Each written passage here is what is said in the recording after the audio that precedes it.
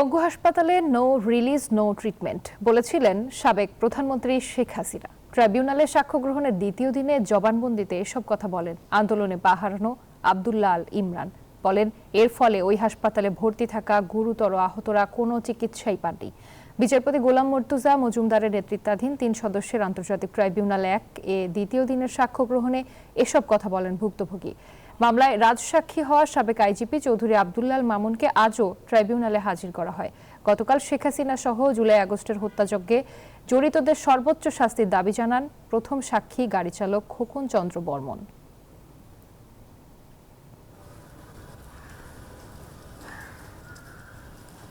Bundle থাকলে প্রতি সেনমানিতে টাকা বাঁচবে। বিকাশ সেনমানি বান্ডেল কিনে জিতুন প্রতি লেনদেনে। দর্শক, জুলাই আগস্টের মানবতা বিরোধী অপরাধের মামলায় শেখ হাসিনার বিরুদ্ধে ট্রাইব্যুনালে দ্বিতীয় দিনের সাক্ষ্য গ্রহণ চলছে। এ বিষয়ে বিস্তারিত জানাতে আমাদের সঙ্গে যুক্ত হচ্ছেন সহকর্মী নাইমাল জিকো। কথা বলবো তার সাথে। জিকো, আজ ট্রাইব্যুনালে কতজন সাক্ষ্য দিবেন জানাবেন, আর এই মুহূর্তে কি কার্যক্রম চলছে সেখানে?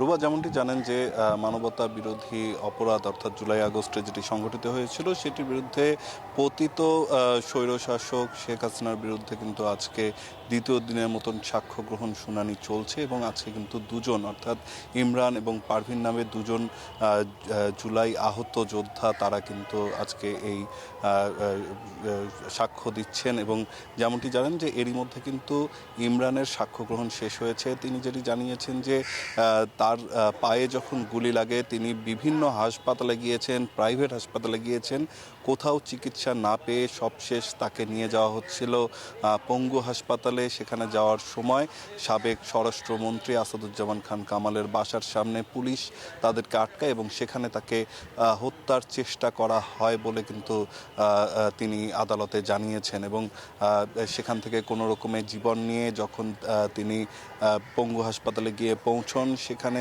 গিয়ে প্রাথমিক একটি চিকিৎসা হয়। তার পরদিনই তিনি যেদিন ওখানে পৌঁছেছেন তার পরদিনই সেখানে সাবেক প্রধানমন্ত্রী শেখ হাসিনা তিনি পরিদর্শনে আসবেন, এজন্য সেখানে একটি উৎসব মুখর পরিবেশ ছিল এমনটি তিনি বুঝিয়েছেন এবং বলেছেন যে পুরো হাসপাতাল রং করার কাজ চলছিল যাতে ওখানে যারা চিকিৎসাধীন রোগীরা ছিলেন তারা খুবই অসুবিধার মধ্যে পড়েন এবং এই বিষয়টি চিকিৎসকদেরকে তিনি জানিয়েছেন। তারপরেও সেটি হয়নি।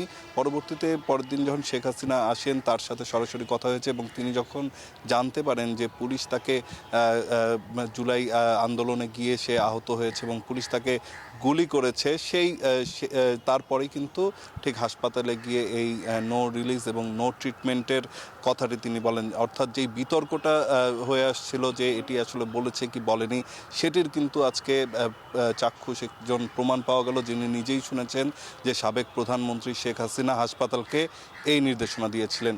তো এখন পারভিনের সাক্ষ্য গ্রহণ চলছে, বিস্তারিত পরবর্তীতে আপনার মাধ্যমে জানিয়ে দেবো। তো এই ছিল এখন পর্যন্ত আমার কাছে এখানে সবশেষ তথ্য। রুবা, জিকো, আপনাকে ধন্যবাদ।